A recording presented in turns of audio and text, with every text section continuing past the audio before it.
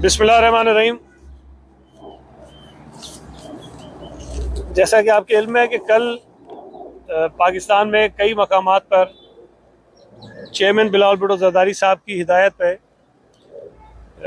किसान मार्च हुए हैं और मौजूदा हुकूमत की जो नालायक, नाअहल और डफर किस्म की गवर्नेंस है, जिसके बिना पर बहुत सारे मसाइल इस मुल्क में हैं जिनका सामना पाकिस्तान के लोगों को करना पड़ रहा है, उसमें एक हालिया बहरान जो है वो यूरिया का पैदा हुआ है, जिसकी वजह से मुल्क भर में किसानों की हालत ख़राब है, ज़मींदारों की हालत ख़राब है, फसलें उनकी बर्बाद हो रही हैं और कहीं से उनको यूरिया दस्तयाब नहीं है। अगर मिल भी रहा है तो बहुत कम मिल रहा है और उसमें उसकी कीमत भी ज़्यादा है, ब्लैक में उनको मिल रहा है।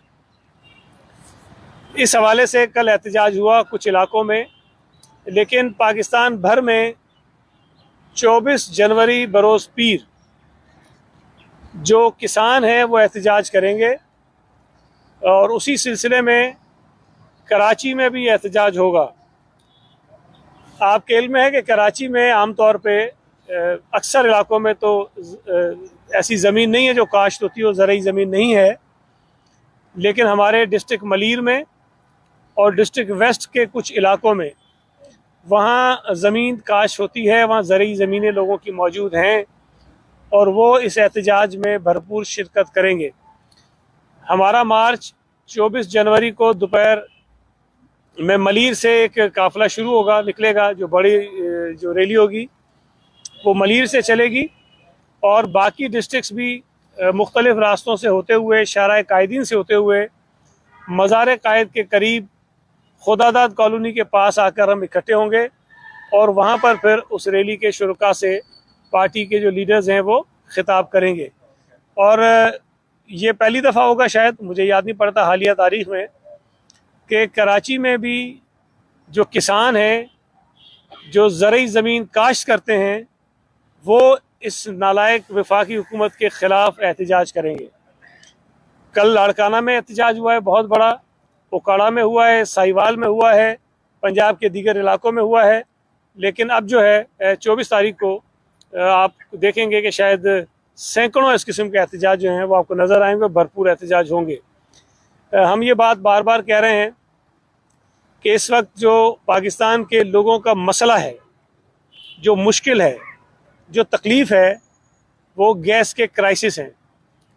जो मसला दरपेश है वो महंगाई है। जो सबसे बड़ी मुसीबत हमारे लिए बनी हुई है वो पेट्रोल की कीमतें जो बढ़ रही हैं रोज़ाना वो हैं। डॉलर महंगा होता जा रहा है, चीनी महंगी हुई है, गंदम महंगी हुई है, दालें महंगी हैं, दवाएं महंगी हैं। हर वो चीज़ जो आम आदमी इस्तेमाल करता है उसकी कीमतें आसमान को छू रही हैं। और बदनसीबी की बात यह है कि वफाकी हुकूमत में बैठे हुए इनके जो 300 तर्जुमान हैं वो बार बार ये कहते हैं कि जी इन्फ्लेशन नहीं है, और अगर माने तो फिर कहते हैं ये तो पूरी दुनिया में है। लेकिन ये बात अब किसी के ढकी छुपी नहीं है। दुनिया भर की जो महंगाई की शरह निकाली गई है उसमें पाकिस्तान दुनिया में तीसरे नंबर पर है। अर्जेंटीना पहला है, तुर्की दूसरा है और पाकिस्तान तीसरा है। बाकी सारे के सारे ममालिक महंगाई जो हुई है मुल्कों में उसमें हमसे बहुत पीछे हैं। तो ये मैं समझता हूँ कि बड़ा भोंडी एक दलील है कि जब आप ये कहें चूँकि पूरी दुनिया में हो रहा है इसलिए पाकिस्तान में महंगाई हो रही है। पाकिस्तान में महंगाई मौजूदा हुकूमत की नाअहली की वजह से है, नालायकी की वजह से है, इनकी मिसमैनेजमेंट की वजह से है, इनकी करप्शन की वजह से है। और अगर इनकी ये नालायकी और नाअहली इसी तरह चलती रही तो इस मुल्क का जो हशर उन्होंने कर दिया है 3.5 साल में, अल्लाह न करे कि आने वाले सालों में शायद हमारा हाल और बुरा होगा। यहाँ बेरोज़गारी में बेपनाह इजाफा हुआ है और उससे तवज्जो हटाने के लिए सूबा सिंध में ये लोकल गवर्नमेंट के कानून को बुनियाद बनाकर यहाँ पर तमाशे लगाए जा रहे हैं। इस वक्त आप जाकर आवाम से पूछें, आप पूरे शहर में फिरते हैं, आपके नुमाइंदे पूरे मुल्क में फिरते हैं, जाकर लोगों से सवाल करें कि तुम्हें गैस चाहिए कि बलदियाती कानून चाहिए, लोग कहेंगे कि गैस चाहिए। आप उन्हें कहें कि तुम्हें सस्ता पेट्रोल चाहिए या मेयर के इख्तियार चाहिए, वो कहेंगे कि हमें सस्ता पेट्रोल चाहिए। आप उनसे पूछें कि तुम्हारा सबसे बड़ा इशू इस वक्त महंगाई है, बेरोजगारी है, या ये जो लोकल गवर्नमेंट के कानून को बुनियाद बना के एहतजाज कर रहे हैं वो हैं, तो मैं समझता हूँ कि इस मुल्क का हर आदमी आपको ये कहेगा मुझे सस्ती बिजली चाहिए, मुझे सस्ता पेट्रोल चाहिए, मुझे गैस की फराहमी चाहिए, मुझे चीनी की कीमत में कमी चाहिए, मुझे दवाएं सस्ती चाहिए। लेकिन उस पर जो महंगाई उन्होंने की सो की, लेकिन ना एमक्यूएम उस पर बात कर रही है, ना पीटीआई यहाँ उस पर बात कर रही है, ना जमात इस्लामी उस पर बात कर रही है, ना जीडीए उस पर बात कर रही है। यहाँ पॉलिटिकल पॉइंट स्कोरिंग करने के लिए अवामी इश्यूज को पीछे छोड़ दिया है और वफाकी हुकूमत के आलाकार बनकर उनको ये सहारे फराम कर रहे हैं। वकार भाई से मैं गुजारिश करूँगा बात कर ले, फिर आपसे मैं सवाल लेने जाता हूँ। बिस्मिल्लाहिर्रहमानिर्रहीम। जैसे कि आपको सैयद गनी साहब ने बताया कि पाकिस्तान पीपल्स पार्टी की सेंट्रल एग्जीक्यूटिव कमेटी के फैसले के मुताबिक 21 और 24 जनवरी को किसानों से इदारे यकजहती के लिए किसान मार्च, ट्रैक्टर ट्राली मार्च का फैसला किया गया था और उसी के मुताबिक कल सूबे सिंध के लाड़काना डिवीज़न में किसानों से इदारे यकजहती के लिए एक भरपूर और तारीख़ी मुज़ाहरा हुआ, जिसमें हज़ारों की तादाद में किसानों ने शिरकत की। पाकिस्तान पीपल्स पार्टी के कारकुनों ने शिरकत की, वहाँ के अरकान असम्बली ने शिरकत की और चीफ मिनिस्टर सिंध सैयद मुराद अली शाह साहब ने उस किसान रैली की क़यादत की। इसी तनाजुर में और इसी सिलसिले को आगे बढ़ाते हुए सूबे सिंध के 5 डिविजनल हेडक्वार्टर्स के अंदर, जिसमें Karachi division, Hyderabad division, Mirpur division, शहीद बेनज़ीराबाद डिवीज़न और सखर डिवीज़न में 24 जनवरी को किसान ट्रैक्टर रैली का इनेकाद किया जाएगा, जिसमें डिवीज़न भर से किसान जो हमारे ख़ास तौर पे हमारे कराची में, क्योंकि ज़रूरी ज़मीनें जो हैं मलीर ज़िले में है, तो मलीर से हमारा एक बहुत बड़ा जुलूस जो है किसानों का, कल वो जो सैयद गनी साहब ने आपको बताया कि खुदाज़द कॉलोनी के मुकाम पर नज़म बाज़ार कायद पे पहुँचेगा। आपको मालूम है कि यूरिया जिसका सरकारी रेट 1600 रुपये है, वो आज ब्लैक में 3500 रुपये में भी नहीं दस्तयाब है। आपको पता है कि पंजाब में गुज़िश्ता साल किसानों ने बहुत बड़ा एहतजाज किया, पूरे पंजाब के किसान जो है वो पंजाब लाहौर में जमा हुए, और जिस तरीके से इस हुकूमत ने तमाम शोबों को तबाह किया है और बिलखुसूस इन किसानों को कुचल के रख दिया है।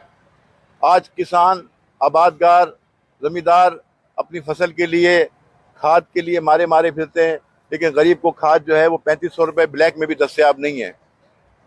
खुसरो बख्तियार साहब जो वफाकी वज़ीर हैं, उन्होंने इल्ज़ाम लगाया कि पीपल्स पार्टी की सूबाई हुकूमत ने खाद जो है अफ़गानिस्तान स्मगल कर दी। ये बात वही है जैसे इमरान खान जापान और जर्मनी की सरहद को मिलाते हैं, जैसे सिंध की और अफ़गानिस्तान की सरहद को मिला दिया गया। कहाँ सिंध, कहाँ अफ़गानिस्तान? अगर अफ़गानिस्तान से यहाँ से खाद स्मगल हुई तो क्या इनके वफाकी इदारे सो रहे थे? कस्टम इंटेलिजेंस जो है वो जामा किलात में गरीब दुकानदारों पे छापा मारकर कपड़ा तो बरामद करती है, लेकिन उनको खाद कैसे नज़र नहीं आई। तो ये सारी बातें अपनी अटेंशन डाइवर्ट करने के लिए, अपने इल्ज़ाम दूसरे पे डालने के लिए जो है ये इस तरह की बातें की जाती हैं। तो इस हुकूमत के ख़िलाफ़ जिस तहरीक का आगाज़ हम कल 21 जनवरी से कर चुके हैं, इंशाअल्लाह 27 फरवरी को पाकिस्तान पीपल्स पार्टी का एक अज़ीमुश्शान लॉन्ग मार्च का भी इनेकाद इसी मज़ार कायद से होगा, जिसकी क़यादत चेयरमैन गुलाब भुट्टो ज़रदारी करेंगे, और ये सिंध के मुख्तलिफ अज़ला से गुजरता हुआ इंशाअल्लाह ये इस्लामाबाद पहुँचेगा और ये तारीख़ी लॉन्ग मार्च होगा, और इंशाअल्लाह ये फैसला कुन लॉन्ग मार्च होगा, जिसके बाद इस हुकूमत के खात्मे का दिन करीब हो जाएगा। दो तीन शहीद मोहतरमा बेनज़ीर भुट्टो साहब ने अपनी आखिरी दौर हुकूमत में मज़ीद के किसानों को ज़री अराज़ी की ज़मीनें दी थी, लेकिन मौजूदा हुकूमत ने उनको ज़मीनें छीन ली। गुज़श्ता 16 साल से मज़ीद की ज़राअत को बहाल करने के लिए इक़दामात होता है और NCOC की फैसला की कि करे, तो इस हवाले से कोई फैसला किया गया? अगर आपका सवाल जो है वो 30 साल लीज़ के मुतल्लिक है, तो वो अदालत का फैसला आया था जिसमें ये कहा गया कि 30 साल जो लीज़ है वो ख़त्म कर दी जाए और मज़ीद एक्सटेंशन उसमें ना हो। 30 साल लीज़ देने का बुनियादी तौर पर जो मंसूबा था उसकी वजूहत भी यही थी कि वो लोग जिनके पास और कोई ज़रिया माश नहीं होता उन्हें सरकारी ज़मीन काश्त करने के लिए दी जाए, पोल्ट्री फार्म के लिए दी जाए, किसी ऐसे मकसद के लिए जिससे वो ज़मीन को इस्तेमाल करके मुल्की मईशत में भी हिस्सा डाल सकें और अपना घर गार भी चला सकें। लेकिन अगर अदालत का एक फ़ैसला आ जाए कि जी 30 साल लीज़ आपने एक्सटेंड नहीं करनी, तो मेरा ख्याल है कि शायद हुकूमत के लिए थोड़ी मुश्किल होती है। हम चाहेंगे और हमारी ख्वाहिश होगी कि जेन्युइनली जो लोग सरकारी ज़मीन को उन्हीं मकासद के लिए इस्तेमाल करते रहे हैं जिन मकासद के लिए उनको दी गई हैं वो कंटिन्यू होना चाहिए। अलबत्ता उन लोगों के ख़िलाफ़ ज़रूर कार्रवाई होनी चाहिए जिन्होंने 30 साल लीज़ ली और उसको फिर गैर कानूनी तौर पर किसी और मकसद के लिए इस्तेमाल किया और फिर उस बुनियाद पर शायद वो जो जायज़ तरीके से अपना रोज़गार कमा रहे थे ज़मीन लेकर उनको भी नुकसान हुआ।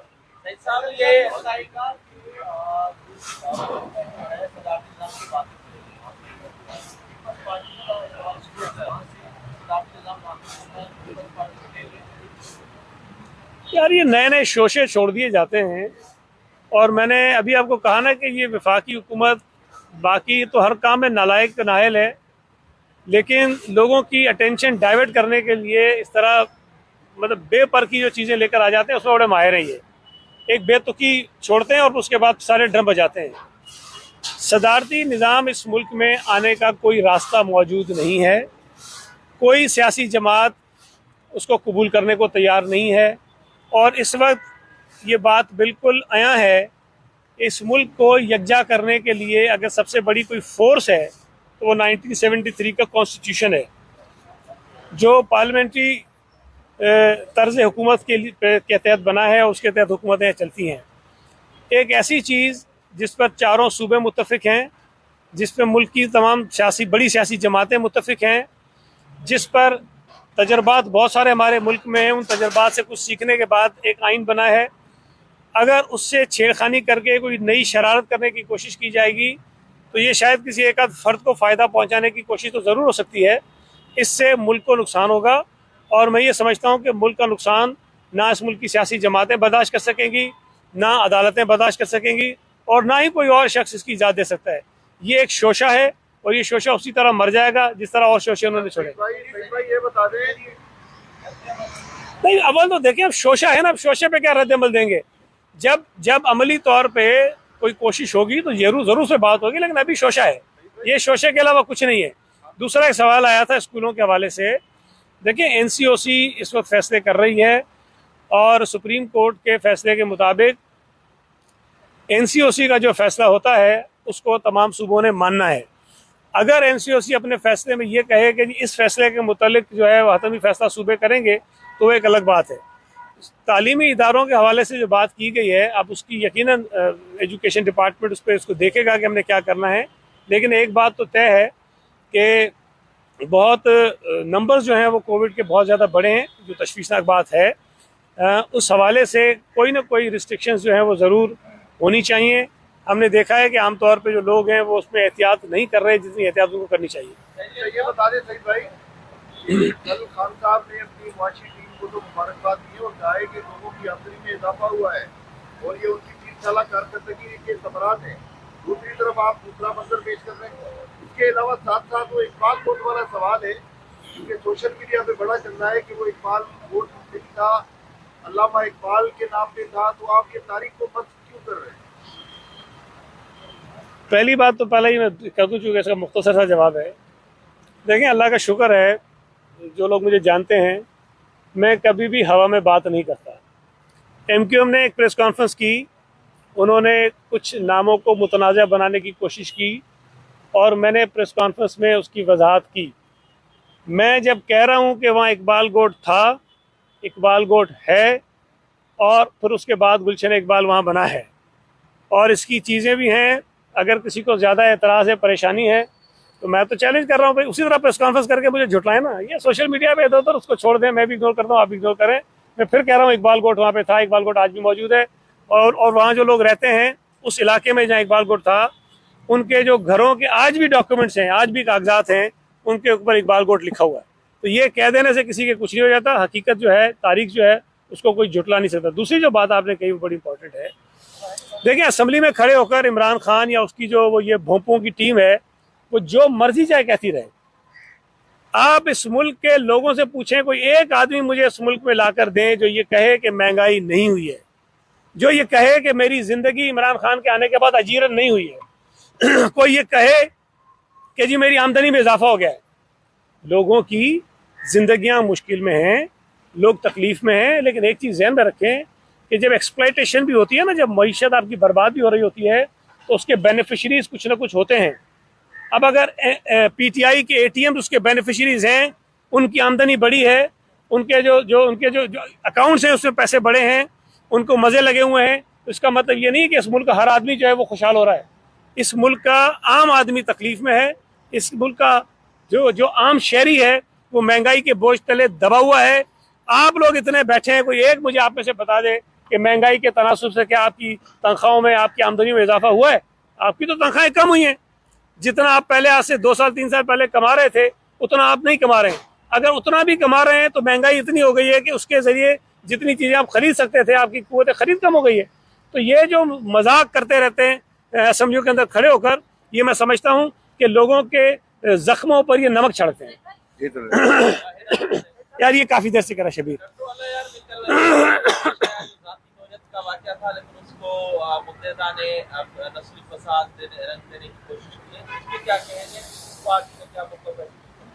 देखिए, पीपल्स पार्टी का मौक़िफ़ तो मैं अभी इस पर नहीं कहूँगा। जो सिंध हुकूमत के हवाले से मैं बात करूँ कि जो वाक़या टंडोला यार में हुआ, जिसकी तफसीलात जो मैंने ली हैं, जिस शख्स का कत्ल हुआ कल अदालत में सुबह, वो भी एक कत्ल के मुकदमे में वहाँ पेश हुआ था, वो ज़मानत पर था। और जिस शख्स ने उसको मारा है, उसके भाई के कत्ल का केस उसके ऊपर है। तो नज़र तो ये आ रहा है कि जी एक शख्स को इसने मारा या इसके ऊपर इल्ज़ाम था और फिर उसके भाई ने इसको मार दिया। तो ये वैसे तो झगड़ा है कोई दो फैमिलियों का, दो लोगों का, लेकिन जिस शख्स ने कल कत्ल किया है उसका, वो कातिल गिरफ्तार हुआ है, पुलिस की कस्टडी में है। एफआईआर जो मकतूल है उसकी फैमिली की ख्वाहिश या जिस तरह की वो चाहते थे उस तरह से हुई है। पुलिस ने कार्रवाइयाँ की हैं, उनके घरों पे रेड किया है, सारी चीज़ कानून के मुताबिक जिस तरह एक होनी चाहिए वो हुई है। लेकिन मुझे समझ नहीं आया कि कल फिर वहाँ एक हंगामाराई हुई, एक पुलिस चौकी पे हमला हुआ, वहाँ मोटरसाइकिलें जलाई गई, गाड़ियाँ जलाई गई, वहाँ से कुछ सामान जो है वो हंगामाराई करने वाले लेकर चले गए। उस पर भी एफआईआर हुई है जिन्होंने हंगामा किया उनके खिलाफ। लेकिन मैं बात ये कभी से कह रहा हूँ कि एमक्यूएम जो है वो लिसानी फसादात चाहती है। उन्होंने लोकल गवर्नमेंट के कानून को लिसानी फसादात की बुनियाद बनाने की कोशिश की, जिस किस्म के बैनर्स लगाए, जिस किस्म की शरारतें उन्होंने की वो आपके सामने है। ये जो वाक़या टंडोला यार में हुआ है ये जुर्म है, ये क्राइम है, और क्राइम को क्राइम के तौर पे लिया जाना चाहिए। अगर तो पुलिस ने कार्रवाई ना की होती, पुलिस ने उस कातिल को गिरफ्तार ना किया होता, पुलिस ने जो मकतूल की फैमिली है उसकी मर्जी के मुताबिक एफआईआर ना काटी होती, तो फिर बाकी शायद इल्ज़ामात ठीक होते। लेकिन एक कत्ल के वाक़े को अगर लिसानियत की बुनियाद पे वो आग बनाकर फैलाना चाहेंगे तो मैं समझता हूँ कि इसका नुकसान होगा, और सूबा सिंध ने पहले ही उसके बहुत नुकसान उठाएं, हमें उस तरफ नहीं जाना चाहिए।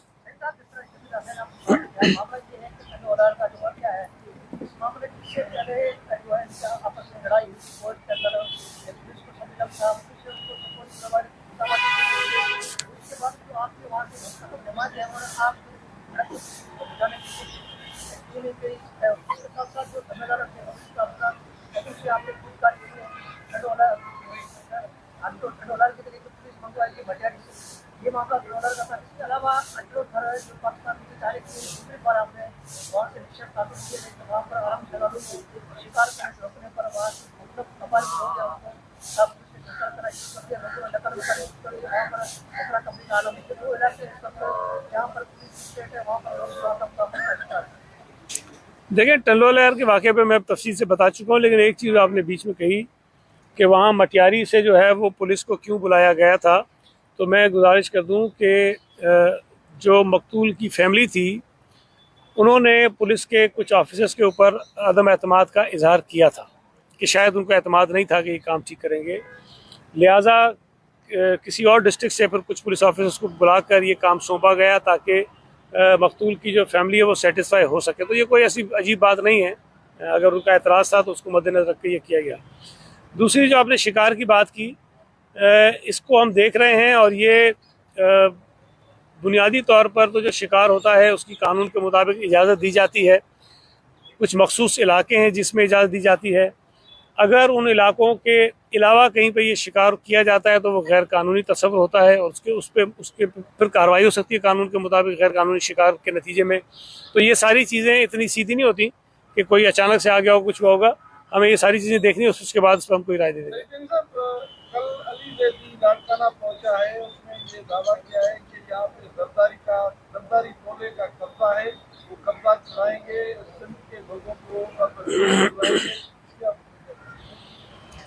यार फिलहाल तो इस मुल्क के अवाम जो हैं वो इमरानी सर्कस के जो जोकर हैं उनसे छुटकारा हासिल करने की कोशिशों में है। और आप ये देख लें कि मुल्क भर में पाकिस्तान पीपल्स पार्टी ने जब जब पेट्रोल की कीमतों में इजाफे के ख़िलाफ़, महंगाई के ख़िलाफ़, गैस की किल्लत के ख़िलाफ़, यूरिया की किल्लत के ख़िलाफ़ जो कल हुए, जहाँ जहाँ मुजाहरे किए हैं अवाम ने भरपूर उसमें शिरकत की है। अब अली जैदी टाइप किस्म के जो लोग हैं जिनके मुतालिक मैं कुछ नहीं कहता, वो जो अहमद जवाद इनके इंफॉर्मेशन सेक्रेटरी हैं PTI के साबिक, जो वो कह रहे हैं उसका जवाब मैंने अभी तक नहीं सुना अली जैदी के मुँह से कि वो उनका क्या जवाब इस पर है। वो लाड़काना जाएं, हैदराबाद जाएं, सक्खर जाएं, घोटकी जाएं, जहाँ जाना चाहते जाएं, ये उनका मुल्क है, उनको जाना भी चाहिए। लेकिन इंतखाबात में जिस किस्म की ज़िल्लत PTI के नसीब में आ रही है, चाहे वो कराची के कैंटोनमेंट के इलेक्शन हो, PS 88 के कराची मलीर के इलेक्शन हो, NA 249 बल्दिया कराची के इलेक्शन हो, उमरकोट के इलेक्शन हो, सांगड़ के इलेक्शन हो, थरपारकर के इलेक्शन हो, PTI के नसीब में ज़िल्लत लिखी हुई है। और लोगों की जो राय होती है उसका बेहतरीन तरीका वोट है, जिससे आप जज कर सकते हैं कि लोग किसके साथ खड़े हैं और किसकी कारकर्दगी से मुतमईन है कि नहीं है। तो PTI अल्लाह के फजल से जितनी जिल्लत उनके नसीब में लिखी है उससे ज़्यादा पा रही है और आइंदा आने वाले दिनों में पाती रहेगी। आप लॉन्ग मार्च करने जा रहे हैं 27 तारीख को, 27 फरवरी को। आपके मुखालिफिन ये कहते हैं कि इस लॉन्ग मार्च से हमें कोई फर्क नहीं पड़ेगा और पीपल्स पार्टी जबरी तौर पर लोगों को पार्टी में शमूलियत पर मजबूर कर। एक तो सवाल ये है। दूसरा, लॉकडाउन के बारे में लोग बड़े कॉन्शियस हैं, बड़े परेशान हैं, जरा सा उसको भी क्लियर कर। देखिए, पहली बात तो ये है कि लॉकडाउन का अभी तो कोई फैसला नहीं है और ये बात पहले भी CM साहब ने कही है। हालांकि ये तो हकीकत है कि कल जितने केसेस रिकॉर्ड हुए हैं पॉजिटिव, जब से कोविड शुरू हुआ है फरवरी 2020 से, तब से इतने केसेस कभी नहीं आए। लेकिन जो हॉस्पिटल्स के ऊपर प्रेशर था शुरू में, अल्लाह का शुक्र है वो प्रेशर इस वक्त अभी भी नहीं है। दो वजूहत हैं उसकी। एक तो वैक्सीनेशन लोगों ने करा ली है, तो जिनको कोविड हो भी रहा है तो इतना वो उनको अफेक्ट नहीं कर रहा। दूसरी वजह यह है कि हॉस्पिटल्स को हमने काफ़ी अपग्रेड किया है, कैपेसिटी उनकी बढ़ाई है। तो इस वक्त फ़िलहाल लॉकडाउन की कोई सूरत हाल नहीं, लेकिन खुदा ना करे अगर हालात बहुत ख़राब हो जाते हैं तो फिर कोई चॉइस नहीं रहेगी आपके पास कि आप इस पर सख्ती करने जाएँ। जो लॉन्ग मार्च की ये बात कर रहे हैं, देखिए पीपल्स पार्टी का लॉन्ग मार्च जो है वो आप देखेंगे कि शायद आपको ऐसा लॉन्ग मार्च कभी नज़र नहीं आया होगा जितना ऑर्गेनाइज और जितने बेहतर तरीके से ही होगा और जितनी बड़ी तादाद लोगों की इसमें शरीक होगी कि कराची से हम चलेंगे और इस्लामाबाद पे जाएंगे और इंशाल्लाह ताला इस हुकूमत को फारिग करेंगे। मुझे ये बात समझ नहीं आई कि जबरी तौर पर पार्टी में शामिल कराने वाली एक नई मैंने ये बात सुनी है कि वो कौन से लोग हैं जिनको जबरी तौर पर शामिल करवाया जा रहा है। लोग खुशी से पीपल्स पार्टी में आ रहे हैं। हमारे पास वक्त नहीं है कि हम उनकी ज्वाइनिंग्स के लिए टाइम निकाल सकें। मैं फिर कह रहा हूं कि जब चाहेंगे, जिस वक्त चाहेंगे, PTI के सिटिंग MPs और MNAs को पार्टी में शामिल करवा सकते हैं जिस दिन चाहेंगे, और वो भी हमारी मर्जी है जब चाहें, और PTI को एक बहुत बड़ा झटका जो है लगा सकते हैं।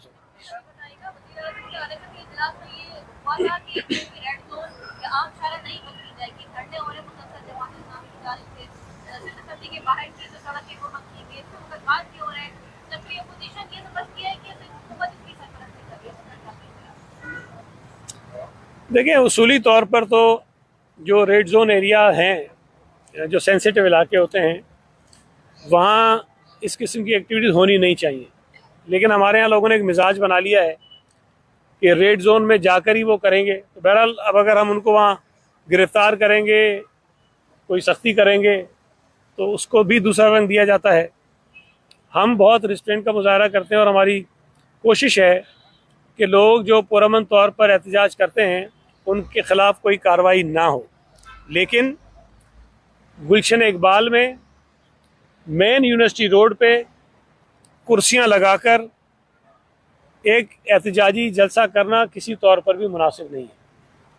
देखिए, पुरअमन जलसा करने का हक या एहतजाज करने का हक आपका वहाँ ख़त्म हो जाता है जहाँ किसी और का हक शुरू होता है।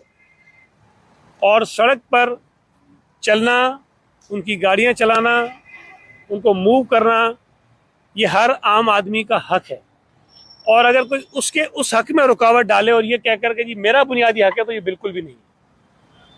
तो ये एहसास उन जमातों को भी होना चाहिए जो अवाम के लिए एहतजाज करने का दावा कर रहे हैं।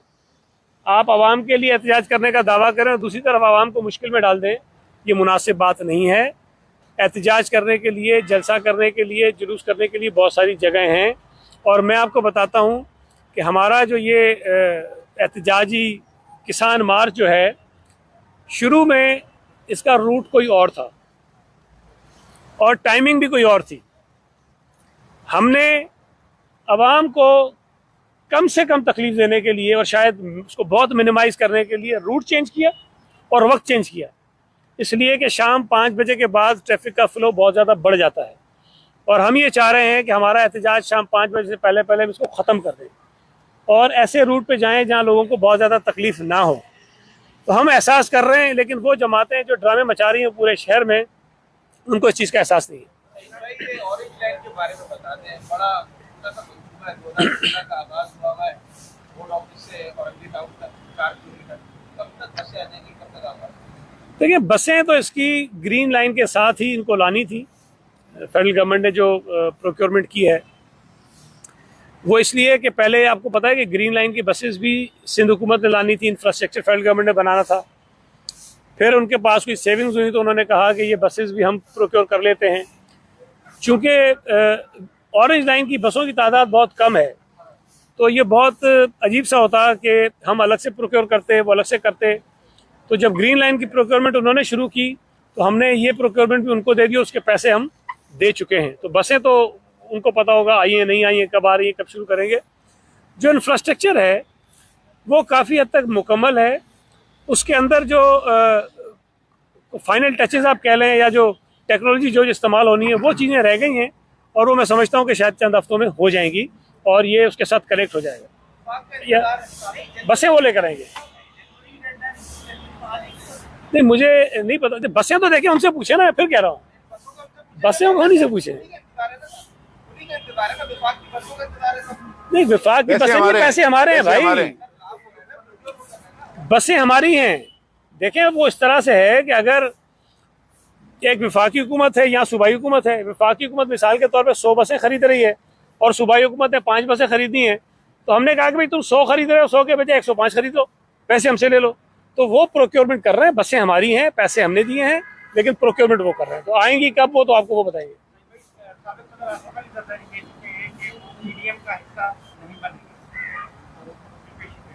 अब रास्तों की बातें चल रही है कि मौलाना रास्ते कर रहे हैं कि एक साथ एहतजाज हो जाए, तो क्या इस तरह दोनों मकसद अगर एक है तो दोनों जमातें? देखिए, मैं हमेशा एक बात कहता हूँ कि अगर आपका मकसद एक हो और मिनिमम कॉमन एजेंडे पे जमातें एक जगह आ सकती हैं, मतलब ज़रूरी नहीं है कि हम किसी जमात में जम हो जाएं, कोई हमारी जमात में जम हो जाए। अगर मकसद ये है कि इस नालायक नाइल हुकूमत को रवाना करना है, इस मुल्क के लोगों की जान छुड़ानी है, तो उस पर तो फिर इत्तफाक और इताद हो सकता है ना उस चीज़ पे। बल्कि यहाँ तक भी हो सकता है कि PTI के बहुत सारे लोग इस पर मुत्तफिक हो जाएं कि जनाब इस नालायक हुकूमत को रवाना करना है इसलिए कि लोगों की ज़िंदगी जीरन हो गई है, तो वो भी इसमें शामिल हो सकते हैं और उस हुकूमत को गिराने में अपना असर डाल सकते हैं। Thank you ji.